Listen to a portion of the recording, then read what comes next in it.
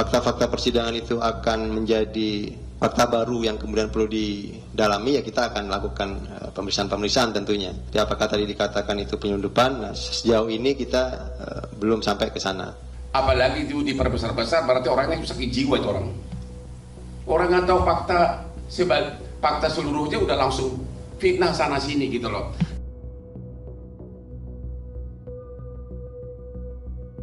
Dalam perkara dugaan suap terkait importasi barang, KPK menetapkan 6 orang sebagai tersangka. Dari unsur Bea Cukai, KPK menetapkan mantan Direktur Penindakan dan Penyidikan Ditjen Bea Cukai Rizal Fadila, Kepala Subdirektorat Intelijen Penindakan dan Penyidikan Ditjen Bea Cukai Sisprian Subiaksono, serta Kepala Seksi Intelijen Ditjen Bea Cukai Orlando Hamongan.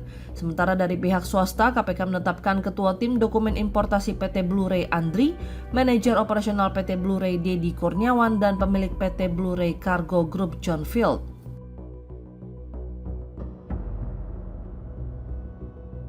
Nama Raffi Ahmad menjadi sorotan setelah disebut dalam persidangan kasus dugaan korupsi impor barang yang melibatkan perusahaan jasa titipan Blu-ray Cargo dengan terdakwa John Field. Nama Raffi muncul dalam persidangan setelah jaksa mengungkap keterangan saksi yang sebelumnya telah tercantum dalam berita acara pemeriksaan atau BAP saat proses penyidikan KPK.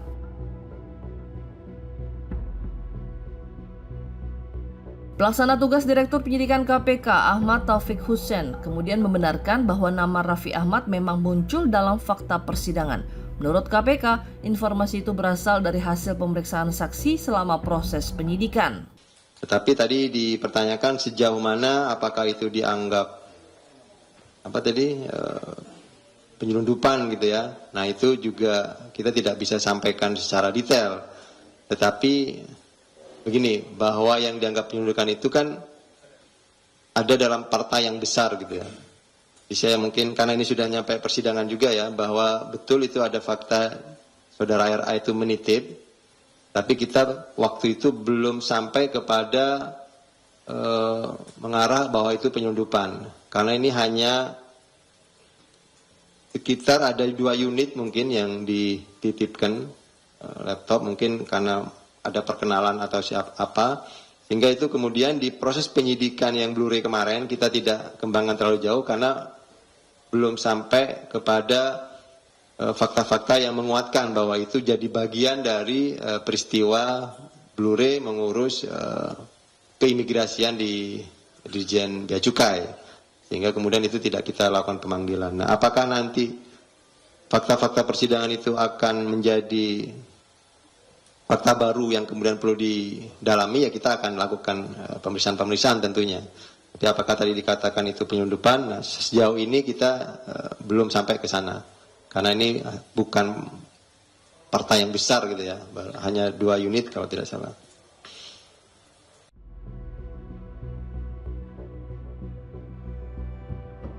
Utusan khusus Presiden bidang pembinaan generasi muda dan pekerja seni Raffi Ahmad meminta pendampingan hukum kepada pengacara Hotman Paris Hutapea untuk melawan narasi keterlibatan dirinya dalam kasus tersebut.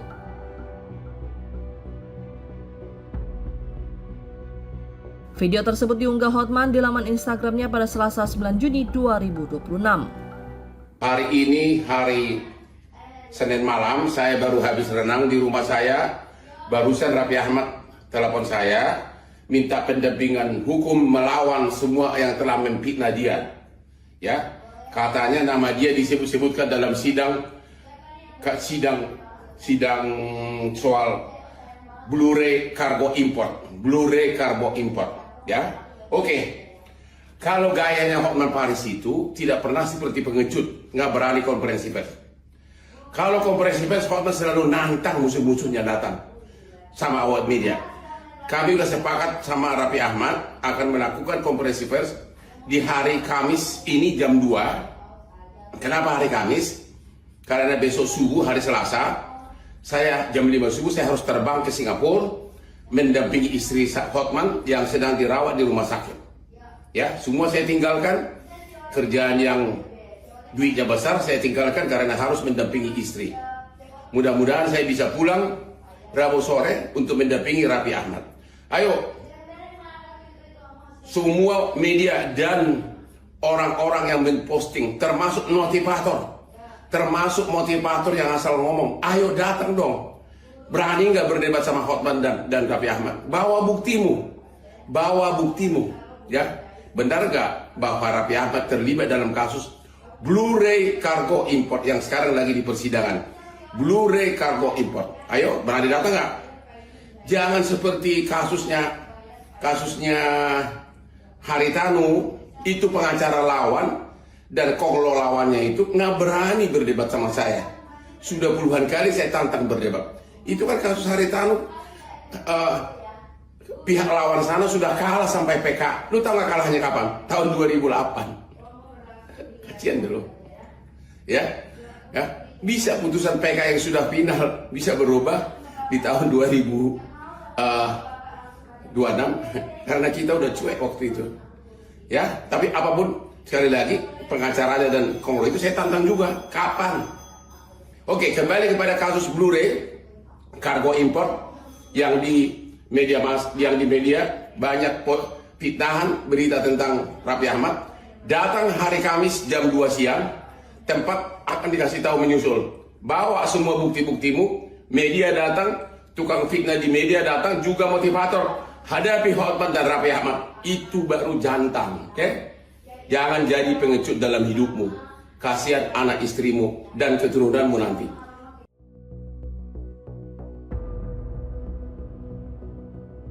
Menanggapi ramainya pemberitaan tersebut, Raffi Ahmad akhirnya memberikan klarifikasi didampingi pengacara Hotman Paris Hutapea.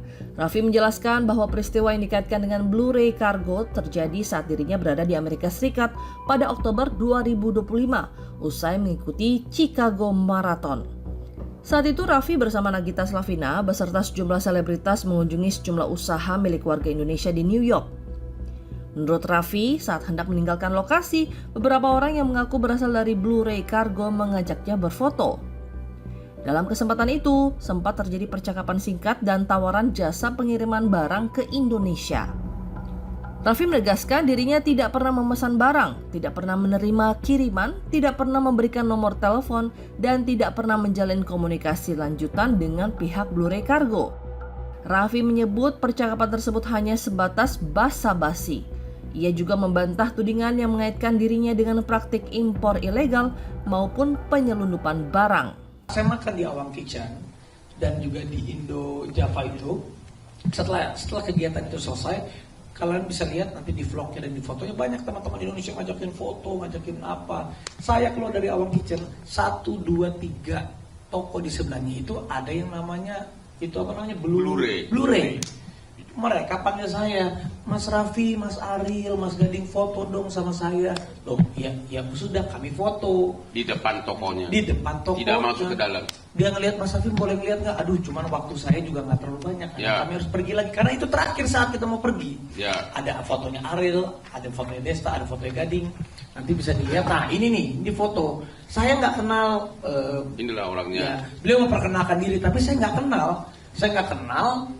Lalu mereka bilang, Mas Raffi, perusahaan kami ini, Blu-ray ini kita bisa kirimin apapun itu, mau handphone, mau laptop, mau iPad, mau ini, mau itu. Oh iya kan ada handphone yang terbaru, nanti kalau dikirim bisa. Ya nggak mungkin dong, saya bilang. Oh enggak, saya nggak mau kirim lewat kamu, kan nggak mungkin, saya bilang. Jadi itu dalam kira rame-rame gitu kan? Ya, lagi rame-rame, saya bilang, oh iya. Oke, nanti kalau ada handphone yang baru itu, ya udah nanti saya kirim ya. Hanya sebatas itu. Intinya saya basa-basi. Baik, setelah itu saya pergi melanjutkan ke tempat yang lain. Hanya sebatas itu. Saya nggak tahu kenapa. Nggak ada. Sesudah itu tidak ada komunikasi lagi. Saya tidak ada nomor teleponnya mereka. Tidak pernah terima kiriman apapun. Bahkan tidak. Namanya pun nggak ingat ya. Memesan pun Enggak. Maksudnya memesan pun secara transaksional pun enggak, hanya sebatas basa-basi. Saya nggak ada komunikasi sama mereka. Cuma saya bingung, kok dibilang saya ada komunikasi sama mereka?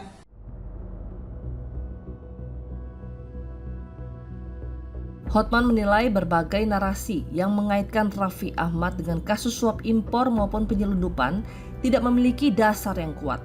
Ia bahkan menantang pihak yang menuduh Raffi untuk menunjukkan bukti jika memang memiliki fakta yang berbeda.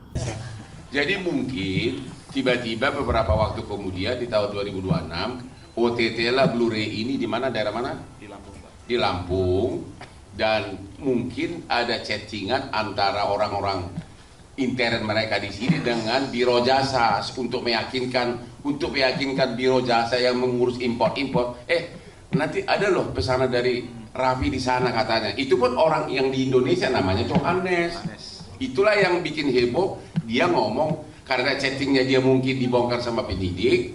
Itulah ditanyakan di persidangan dan ditanyakan apa adanya. Memang saya chatting begitu di Indonesia. Tapi dia kenal Raffi juga enggak, hubungan juga enggak.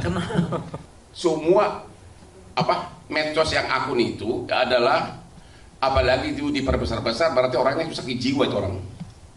Orang nggak tahu fakta seluruhnya udah langsung fitnah sana sini gitu loh. Dan mudah-mudahan kalau ada, aku kan nantang mereka. Ada nggak dari sini yang mempunyai bukti sebaliknya?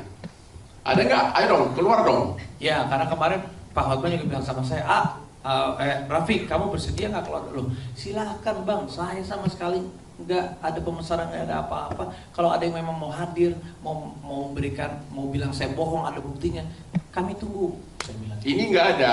Ya, kalau ada silahkan kita pertontonkan. Ya. Sama seperti waktu pas saya digosipkan pencucian uang, abang kan bela saya juga. Benar. Mana buktinya kalau Raffi Ahmad itu pencucian uang? Datang nggak orangnya waktu saat kita press? Nggak ada. Ya. Jadi sekarang kriminalisasi ternyata bukan hanya terjadi kadang-kadang di oknum aparat di persidangan, tapi paling banyak sekarang kriminalisasi terjadi di luar pengadilan seperti ini.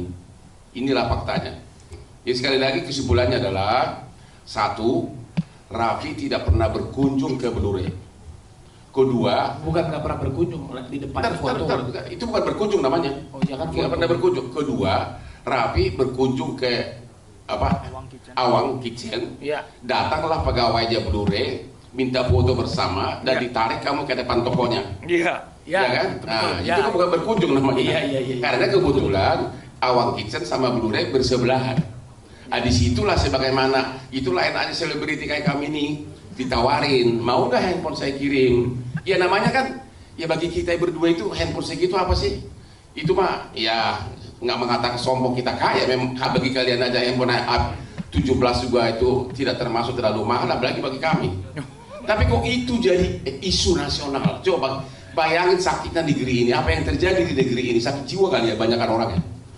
Dia hanya basa-basi, mau nggak saya kirim? Hanya kan, mau nggak saya kirimin handphone? Karena di Indonesia belum ada iPhone 17. Ya, dia kan namanya Raffi kan, dia ini kan kayak penari apa? Karena jawabannya begitu, nggak pernah jawab tegas. Sejak itu nggak ada komunikasi apapun, tidak ada pertanyaan dari Raffi, mana handphone gua, nggak ada. Tiba-tiba Februari OTT Blu-ray di Lampung dan mulailah diperiksa semua. Ya mungkin ada chat dari pegawai di Indonesia mengatakan bakal ada pesanan dari Raffi, dia juga nggak tahu. Itulah yang terbuat di persidangan langsung heboh. Tapi dia pun sudah cabut, itu namanya Johannes. Jadi sekali lagi, ternyata orang yang selama ini benar besar-besaran mendiskreditkan Raffi soal ini, hari ini tidak berani datang untuk konfrontasi dengan kita. Berarti kamu yang telah menfitnah Raffi tanpa tahu faktanya, kau adalah pengecut.